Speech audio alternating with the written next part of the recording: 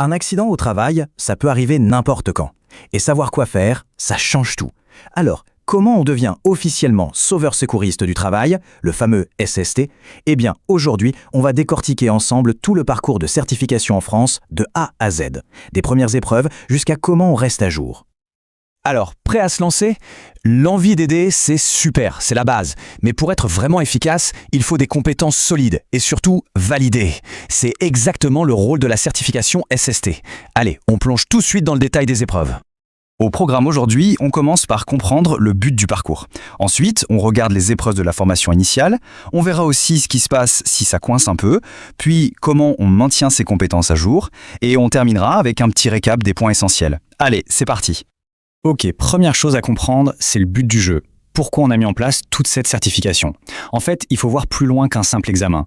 L'idée, c'est vraiment de s'assurer que chaque secouriste maîtrise des compétences très précises, des compétences qui peuvent littéralement sauver des vies. Et au cœur de tout ça, il y a une grille de certification officielle. Son objectif est simple, valider 8 compétences clés. C'est fondamental. Ça garantit que peu importe où on a passé sa formation, à Lille ou à Marseille, un secouriste SST certifié aura exactement le même bagage, les mêmes réflexes. Bon, après la formation, place au moment de vérité. C'est là qu'on passe aux choses sérieuses, les épreuves de certification.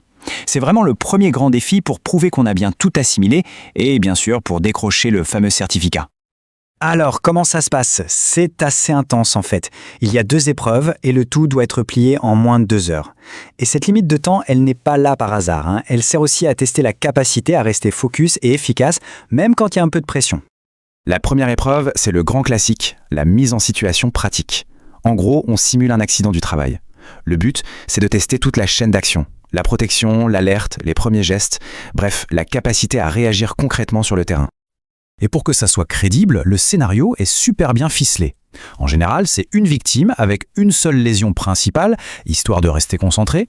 Il y a aussi un ou plusieurs dangers qui persistent pour voir comment on sécurise la zone.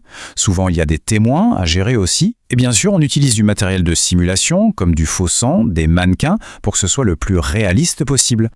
Et attention, le chrono tourne. On a seulement 7 minutes par personne pour tout gérer. 7 minutes, c'est hyper court et c'est fait exprès. L'idée, c'est de forcer à prioriser, à aller à l'essentiel, à être efficace tout de suite. Autant dire que la gestion du stress, eh bien, ça fait partie de l'épreuve. Allez, on passe à la deuxième épreuve. Et là, on change complètement de registre. Fini l'action, place à la discussion. C'est un entretien en fait. Et l'objectif, c'est d'évaluer tout ce qui touche à la prévention et à la connaissance du cadre SST. En général, cet entretien part de la situation qui vient d'être simulée. Le formateur va poser des questions pour vérifier 2 points cruciaux. D'abord, la connaissance du cadre réglementaire. Et surtout, la capacité à réfléchir en mode prévention. Parce que être secouriste, ce n'est pas seulement intervenir après l'accident, c'est aussi et surtout comprendre comment on aurait pu l'éviter. Bon, mais imaginons que ça ne se passe pas parfaitement du premier coup. Qu'est-ce qui se passe si on ne valide pas une ou plusieurs compétences? C'est une question super importante, et la bonne nouvelle, c'est que le système prévoit une seconde chance. Le truc à bien retenir, c'est que ce n'est pas la fin du monde. Un échec partiel ne veut pas dire qu'on a tout raté et qu'il faut tout recommencer. Pas du tout. Le parcours ne s'arrête pas. Il y a des solutions pour se rattraper. Concrètement, il y a 2 options. La première, c'est la plus simple et la plus fréquente, la session de rattrapage. Là, on repasse juste les épreuves sur les compétences qui ont posé problème. C'est ciblé. La deuxième option, c'est de refaire une formation complète.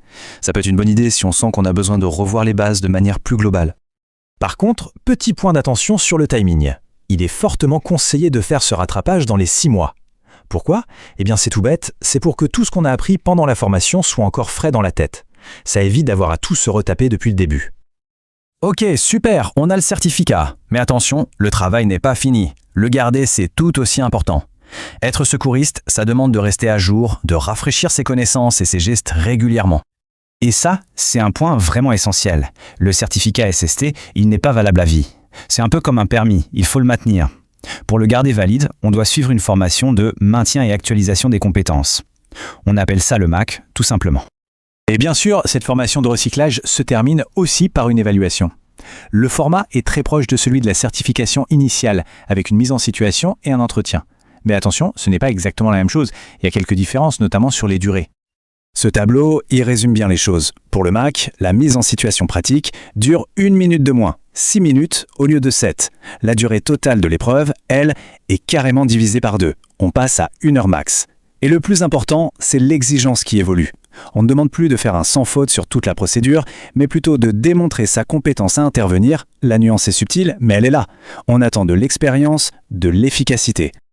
Allez, pour finir, on récapitule tout ça. Si on devait résumer le parcours en une sorte de feuille de route, voilà les 4 grandes étapes à ne pas manquer. Alors c'est simple. Étape 1, on suit la formation initiale, évidemment. Étape 2, on réussit les 2 épreuves de certification, la pratique et l'entretien. Étape 3, si besoin, on passe par la case rattrapage.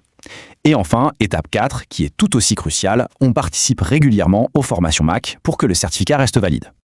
Finalement, il faut bien garder en tête que la certification, ce n'est qu'une étape, c'est un point de départ. La vraie question, c'est comment faire vivre ses compétences au jour le jour. Comment un secouriste peut activement contribuer à la culture de la sécurité dans son entreprise. C'est vraiment là que le rôle prend toute sa dimension.